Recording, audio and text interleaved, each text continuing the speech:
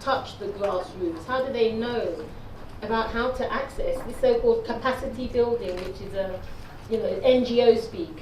When it comes to philanthropy in Africa, I wish there was something that said, Trust Africa is in Liberia, to the rural people at some place to say you can get them here, especially for women's groups, because they find it very difficult to access.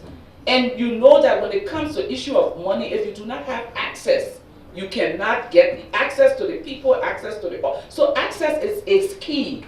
In all honesty, not in every community, people know about the AGN.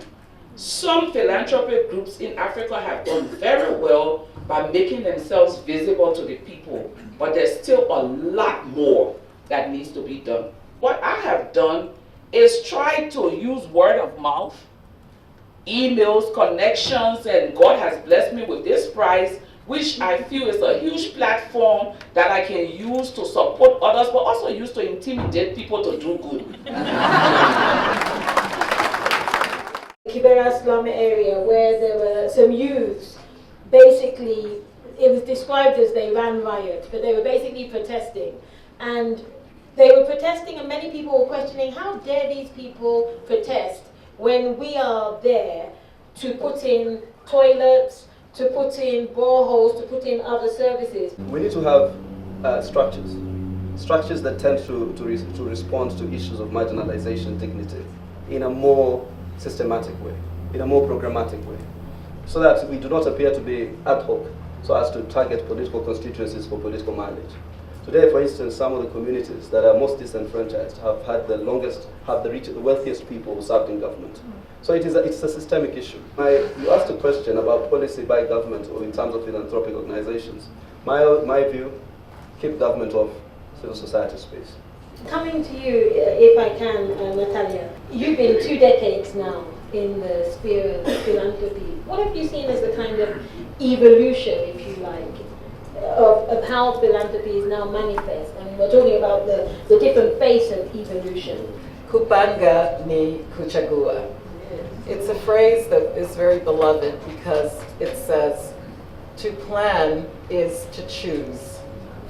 The concept of giving, the concept of sharing, the concept of being close to one's home community is so natural. So I would like to say that I'm encouraged because each of you is here with a noble purpose. And in my mind, to achieve that noble purpose, the 10-year-old African girl, whether urban or rural, is who we need to focus on. The example of philanthropy is rife, where women have our own voice, but we're still being interpreted by others. And I think it is a failure of our leadership as philanthropic people that we are still envisioning ourselves as interlocutors rather than funding people to speak for themselves and giving them every support so that they may be heard in every forum. What we can do is to share the knowledge and the reach that we have with people who don't have the luxury of studying and reflecting. And it really is our duty to return that knowledge back to the people who are going to use it to change the world. Can you kind of paint a picture of what we're looking at when we talk about philanthropy? It's an important moment to check where we are at, because there are 3 questions. Are we going to be palliative in approach? Are we going to be really radical, or are we a game changer? I think those are questions that we have to ask ourselves, because the temptation is there to have the band-aid kind of approach to it. But with what we have seen in the energy that is coming into the space, what we are picking up in the research, and also the African money that is going to ask hard questions, we are actually seeing that philanthropy in Africa could be the game changer that we've waited for. Now I'll open to you as fellow grant makers, fellow philanthropists, fellow movers and shakers, what would you like to ask the panel here? Or perhaps you have a contribution. How do I walk it to a person who is in this group and ask them that they should invest in Kibera when Kibera is in the map for all the wrong reasons? So no matter how authentic it is very important that our politicians and people like the senator who understand both aspects, then are able to isolate. So political things should run politically, but this is affecting our development process and our investment within that community. So thank you very much, and that's my comment. Okay. J'étais en train de dire que je suis Julienne Lusenge, je viens de la RDC. My name is Julienne Lusenge, I'm from Congo, from Congolese, and I would like to talk about the philanthropy, what happens in our country, because it's really a big problem. And most of the time, people want to give and the government wants to give.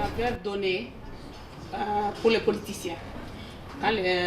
Most of the entrepreneurship that are in the country, the association want to give to the government because they are expecting something from the family of the government. How are we going to convince our brothers to come back and give to the organizations that are working in the communities? Just a quick question to the panel. Can African philanthropy make a significant contribution to the post-2015 agenda now that we have ended our MDG era? And remember, when MDGs were determined, funding flowed. I'm not too sure about the post-2015 agenda. I think 2015 is just about to end, and we are going to have sustainable development goals. Are we going to be able to sustain ourselves as Africans? But we as Africans, we know our problems and we need our solutions. We do accept money that comes from outside, from other donors, but we as Africans, we need to start doing things for ourselves, because I think we know that when money comes from other people, it has got fringes. When people give you money, they'll always dictate to you how to use that money, and that we have to know. We also have to make sure that those ordinary people who need our help, we don't take them for granted as well. We need to be there for them. We need to tell our governments as well that there's always going to be leaders, and there's no leader without followers. But what can you say to the fellow movers and shakers who are here that they can take back home with them, that you want them to take back home with them?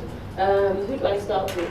I'm giving you the gift of personal leadership. Go back to your desk and lead from there to better the life of the 10-year-old girls of Africa. My own view, don't give up on governments, because our governments have no development priority. They're getting it all wrong. And if we can make our people better off through governments that are more responsive to the needs of the people, I think that's a good present you can take home. If you walk alone, you'll move fast. But if you walk with others, you'll go far. And I think the spirit of unity is very important.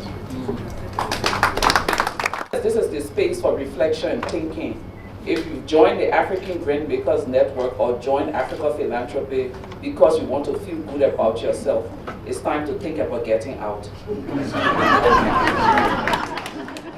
The first day, I think, for me was memorable because we had such outspoken advocates. We had a fantastic morning where we had Lima Boy, the Nobel Peace Prize winner, the senator from Kenya, the executive director from Trust Africa, and Natalia Kanem from UNFPA.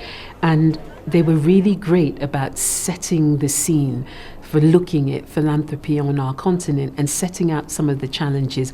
And Lima in particular was really, really challenging people and making people think and making people go further.